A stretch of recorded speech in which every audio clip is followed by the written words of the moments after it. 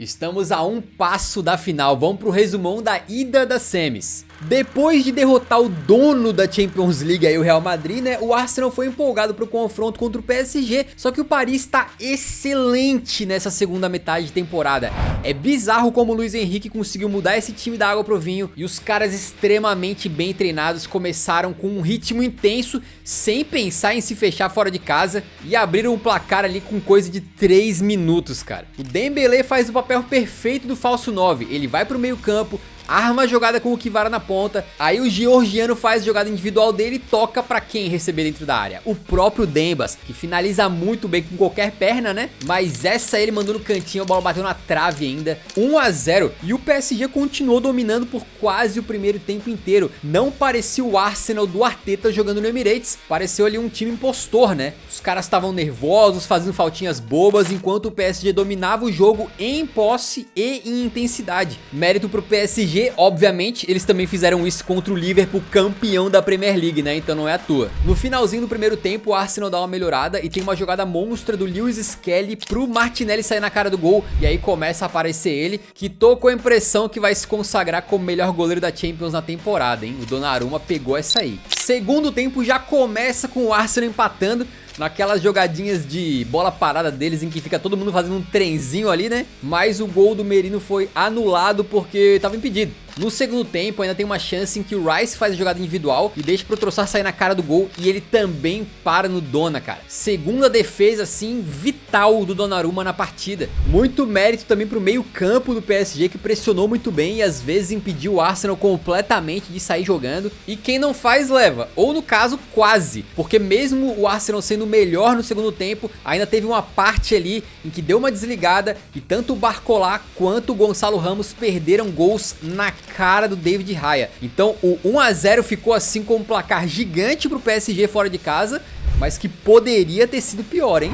No final das contas foi um jogo equilibrado, que eu acho até que o resultado mais justo, entre aspas, teria sido um empate, tá? Mas venceu a experiência do Luiz Henrique em noite de Champions, ele que já ganhou essa competição e agora vai jogar em casa grandão, com a vantagem. E que recuperação absurda dos caras, hein? De quase eliminados na fase de liga para mais uma chance de ir para uma final e ganhar o título inédito que Paris não tem. E vamos falar agora de Barcelona e Inter de Milão. Como tem protagonizado jogo bom esse time do Barça, né? Inacreditável. Mesmo sem o Leva, que ainda tá machucado, todo mundo esperava um Barcelona super ofensivo, como eles têm sido a temporada inteira, começando com tudo ali, né? E de fato o jogo começou com tudo, mas pra Inter, porque assim, cara, do nada, com 30 segundos, o Thuram tava metendo um gol de letra. Um negócio meio absurdo, porque ele que faz o pivô lá no meio campo, a bola vai pra direita e quando chega na área, o cara mostra um recurso que não é todo jogador que tem. Um detalhe, o Thuram era dúvida pra esse jogo, vinha de lesão, tá? E se você conhece essa Inter, sabe que eles estão muito tranquilos em fazer um jogo um pouco mais defensivo e esperar o adversário. O Inzaghi gosta disso e acho que é isso que ele planejou pra esse jogo contra o Barcelona. E a gente sabe que a Inter, mesmo vindo de uma má fase recente nas últimas partidas, é uma equipe extremamente bem treinada, é uma equipe cascuda, com jogadores veteranos, e não é à toa que eles foram lá e não tremeram pro Barça. Mesmo quando os culés começaram a pressionar, ainda assim foi a Inter que fez o segundo.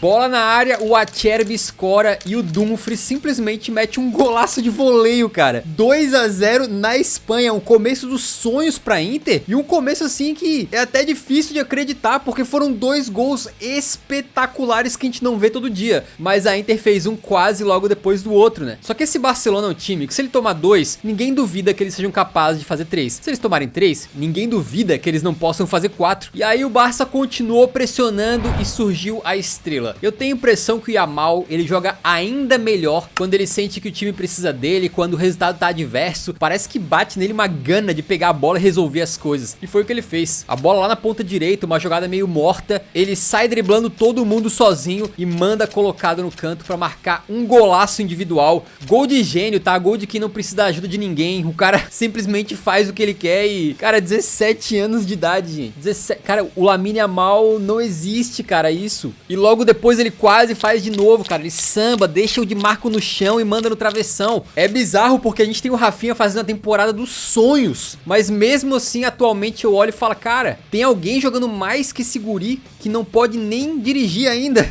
O Yamal tava imparável e cada vez que ele pegava na bola a gente sabia que ia ter algum ataque de perigo ali pro Barça, né? E se os caras estavam sem o Lewandowski, eles estão com o Ferran Torres. O Ferran que vem ressurgindo aí, entrando numa boa fase e até a opinião da torcida em relação a ele mudou muito nos últimos tempos e ele se beneficiou de dois dos craques do Barça, porque o Pedri lá no meio campo vê um passe fantástico que ele bota na cabeça do Rafinha. O Rafinha tem toda a inteligência de, ao invés de mandar pro gol, escorar pro meio, e o Ferran tem uma coisa que ele sabe fazer muito bem, é usar esse instinto do predador, o instinto do tiburão, do tubarão, pra chegar, atacar o espaço vazio, e foi o que ele fez. Saiu muito antes do zagueiro, chegou antes e empatou essa partida que tem a impressão que só se parasse aí já ia ser um clássico pra ficar assim na história da Champions, né? Um jogo pra ser lembrado. E no segundo tempo a Inter novamente mostra uma eficiência absurda. Se eles não conseguiram atacar tanto na partida, e se na maior parte do tempo o Barça que controlou, nas poucas vezes que eles chegaram, eles foram extremamente eficientes. Escanteio na área e o Dumfries sobe limpíssimo ali pra mandar de cabeça e fazer o seu segundo no jogo. Detalhe, um passe pra gol e 2 gols do cara, tá? A partida dos sonhos desse ala, que a gente sabe quando tá em boa fase, aí é um trem naquela parte direita do campo. Mas o Barça é um time que não se sente acuado, né? Eles responderam logo depois. E é uma equipe que tem muito repertório. Se eles fazem gol de jogada individual que sai mais pela ponta direita, se eles fazem gol de passe brilhante que sai mais pelo meio, eles também têm uma pá de jogadinhas ensaiadas e treinadas que eles ficam usando sempre, e dessa vez não foi diferente.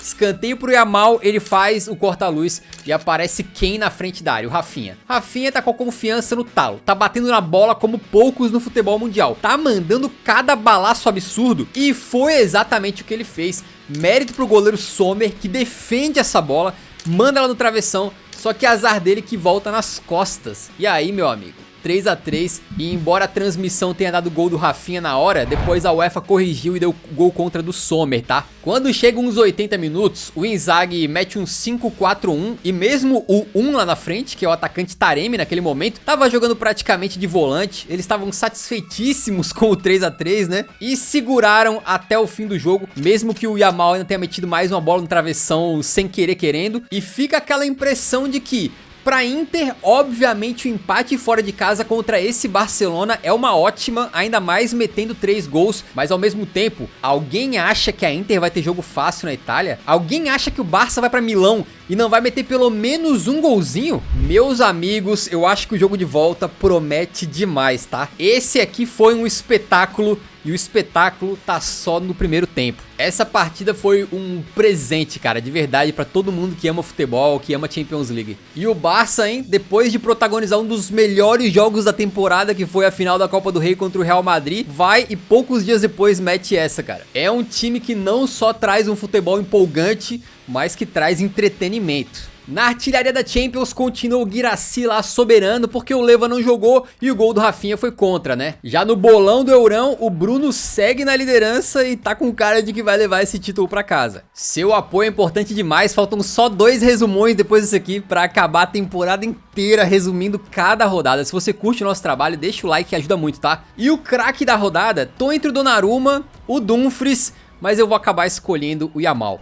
Com todo respeito aos outros dois aí, ele é o cara que mais me encanta. Que jogador que vai se tornando esse guri, que não só tá virando um craque, como é o jogador da base do Barcelona mais valioso do mundo atualmente. E pra você saber aí quem que é o jogador mais valioso de cada time, né, gerado na base de cada clube, assiste esse vídeo que tá aparecendo na tela, que além do Yamal também aparecem outros que brilharam nessa rodada da Champions, fechou?